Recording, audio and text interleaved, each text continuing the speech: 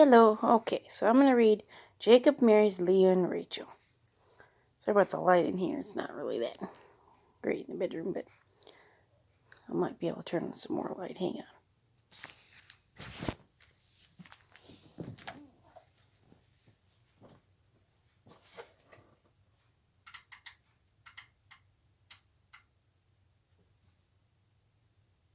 Here we go. That's better. Okay, that's better. Alright, let's see here. So Jacob went on his journey and came to the land of the people of the east. And he looked and saw a well in the field. And behold, there were 3 flocks of sheep lying by it, for out of that well they watered the flocks.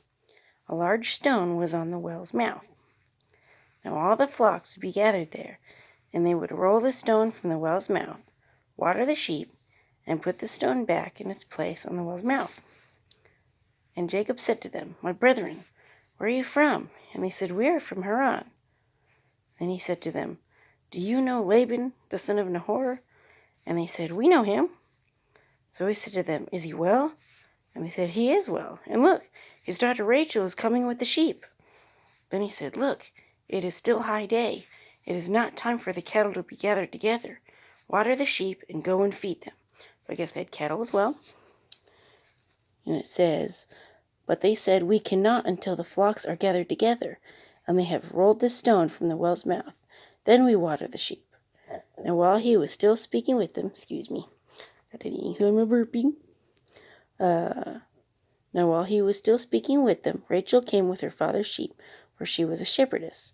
And it came to pass, when Jacob saw Rachel, the daughter of Laban, his mother's brother. Now back then, they would marry their cousins. I'm not going to ever marry my cousin. Number one, I married somebody that's not my cousin. And number 2, no. Let's see. And the sheep of Laban, his mother's brother, and that Jacob went near and rolled the stone from the well's mouth, and watered the flock of Laban, his mother's brother. Then Jacob kissed Rachel, and lifted up his voice and wept. And Jacob told Rachel that he was her father's relative, and that he was Rebekah's son. So she ran and told her father. Then it came to pass, when Laban heard the report about Jacob, his sister's son, that he ran to meet him, and embraced him and kissed him, and brought him to his house. So he told Laban all these things. And Laban said to him, Surely you are my bone and my flesh. And he stayed with him for a month. Then Laban said to Jacob, Because you are my relative, should you therefore serve me for nothing? Tell me, what should your wages be? Now Laban had 2 daughters. The name of the elder was Leah. The name of the younger was Rachel. Leah's eyes were delicate, which means beautiful. She had beautiful eyes. But Rachel was beautiful of form and appearance, so she was a little bit more pretty. I have something to add on that, but I'll have to wait until I read a little bit more and see if it says. Now Jacob loved Rachel, so he said, I will serve you 7 years for Rachel, your younger daughter. And Laban said, It is better that I give her to you than that I should give her to another man. Stay with me. So Jacob served 7 years for Rachel, and they seemed only a few days to him because of the love he had for her. Then Jacob said to Laban, Give me my wife, for my days are fulfilled, that I may go into her. And Laban gathered together all the men of the place, and made a feast. Now it came to pass in the evening, that he took Leah, his daughter, and brought her to Jacob, and he went into her. Now, I looked up how he didn't realize that was, Leah instead of Rachel. And one of the things is it said that they were twins. So that kind of makes sense. But even twins look a little bit different if you really know them, and, you can kind of tell, but, you have to really know them. And Laban gave his maid Zilpah to his daughter Leah as a maid. So it came to pass in the morning that, behold, it was Leah. And he said to Laban, What is this you have done to me? Was it not for Rachel that I served you? Why then have you deceived me? Now that's kind of funny, because he was the deceiver, and you reap what you sow. So, and Laban said, "It must not be done so in our country, to give the younger before the firstborn. Fulfill her week, and we will give you this one also for the service which you served with me still another 7 years." Man, he's screwing him over. Then Jacob did so and fulfilled her week. So he gave him his daughter Rachel as a wife also. And Laban gave his maid Bilhah to his daughter Rachel as a maid. Then Jacob also went in to Rachel, and he also loved Rachel more than Leah. And he served with Laban still another 7 years. When the Lord saw that Leah was unloved, he opened her womb, but Rachel was barren. So Leah conceived and bore a son, and she called his name Reuben, for she said, "The Lord has surely looked on my affliction. Now therefore my husband will love me." Then she conceived again and bore a son, and said, "Because the Lord has heard that I am unloved, he has therefore given me this son also." And she called his name Simon. She conceived again and bore a son, and said, "Now this time my husband will become attached to me, because I have borne him 3 sons. Therefore his name was called Levi. And she conceived again and bore a son, and said, "Now I will praise the Lord." Therefore she called his name Judah, and she stopped bearing. So one of the reasons, it's just my own personal opinion, whatever your personal opinion is yours, but I think one of the reasons why God let her have so many kids was you get this unconditional love with kids. I mean, kids love you in a way that, like when I come home, the first little people that run to me are Ryan and Annika. Boom! And of course Mike runs me too, but, it's not like the pitter-patter of little feet going, "Mommy, I love you," And so it's a special, special kind of love. And I think that God really wanted her to have that special kind of love, because she was never going to get it from her husband. I mean, he worked for Rachel, not Leah, and he got duped into having Leah.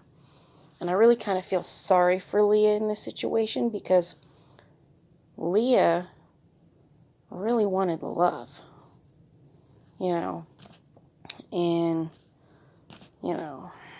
she didn't really have the choice.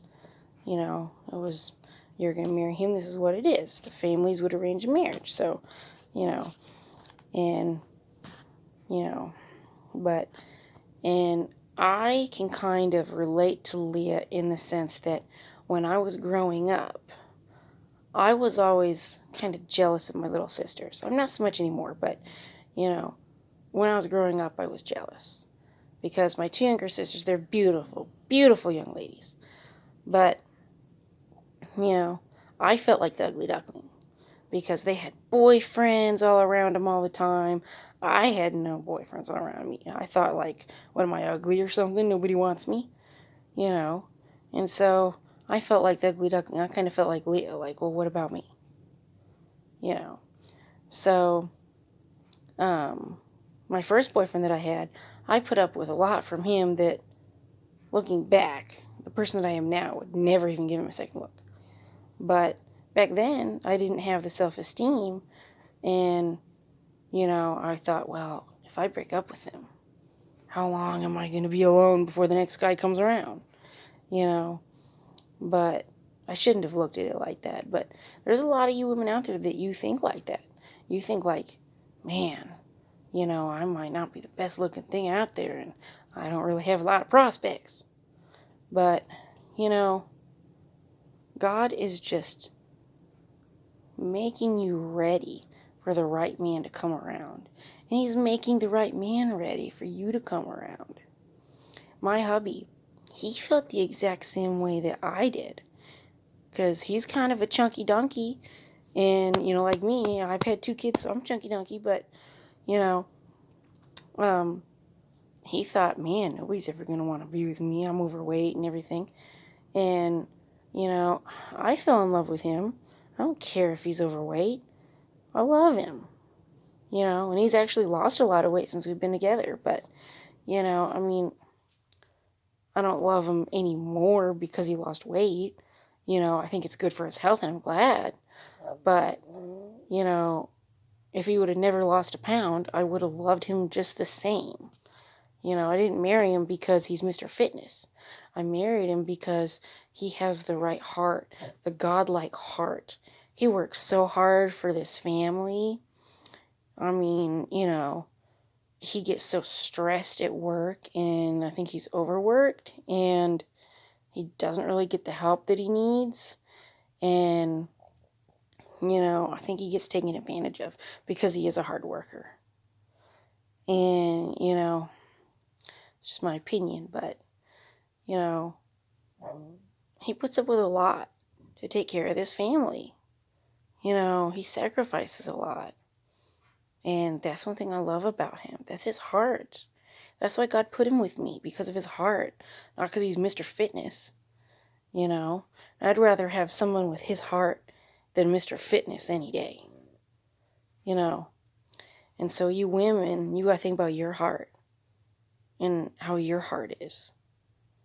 Are you trying to think about what kind of person that you would want to marry? You know, be that kind of person that you would want to marry. Be a kind person, a loving person. Somebody that a man would want to come home to and be happy to be home with. Because I'll tell you, if a man comes home and you're griping and grinching at him all day long, he's going to be like, shoot, I should have stayed at work. You know, he ain't going to want to come home. But if you treat him good, then he's going to want to come home to you. You know, but you got to be that type of person. And the right guy will come along. It might feel like you're waiting forever, but when you look back, you're going to be glad. You're going to be glad that, you know, you waited. Because he's going to be worth the wait. Michael was worth the wait. You know, so anyway. I love all you Facebookers and YouTubers and everything. Subscribe to my channel if you like me. Pray for me, please, always. You know, we're starting this new year, and I've had 2 dreams that this year is going to be so much better than next year was. I mean, excuse me, the next year was. Yeah, it's going to be better than next year was. Than last year was. So, I'm really glad about that. So I'm just going to take it and claim it in the Lord that, you know, it's going to be good. So, I'm ready for new beginnings. You know, I'm just going to roll with this year. So, anyway, I hope that you guys enjoy new beginnings and a new year. And I hope this year is better than last year for all of you YouTubers and Facebookers out there. And just have a good time. Mwah. Bye-bye.